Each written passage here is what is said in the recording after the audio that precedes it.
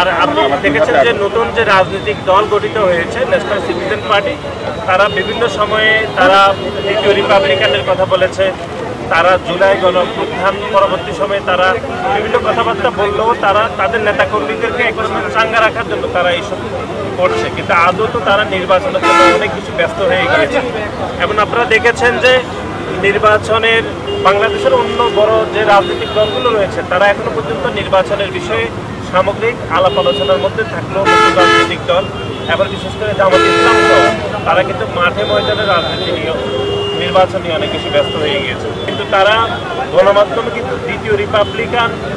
রিপাবলিকের বিষয়ে অথবা জুলাই গণঅভ্যুত্থানের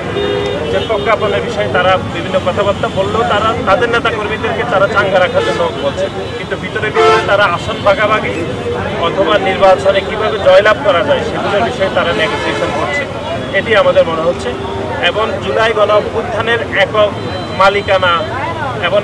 মালিকানা চিন্তাই করে তারা যে রাজনৈতিক দল গঠন করেছে সেই রাজনৈতিক দল নিয়ে জনমনে বিভ্রান্ত তৈরি হয়েছে এবং তারা যে একটি সংগঠন হিসাবে যে ব্যর্থ হয়েছে সেটি এই দেশের মানুষ ভালোভাবে বুঝতে পেরেছে। এবং আপনারা দেখেছেন যে বাংলাদেশ সেনাবাহিনীকে নিয়ে তাদের অন্তত 4 জন নেতা ভিন্ন ভিন্ন বক্তব্য দিয়েছে, এটি সাংগঠনিক কাঠামোর পরিপন্থী বলে আমরা মনে করছি। এবং বাংলাদেশের সংস্কারের বিষয়ে বাংলাদেশ জাতীয়তাবাদী ছাত্র দল, বাংলাদেশ জাতীয়তাবাদী দলের পক্ষ থেকে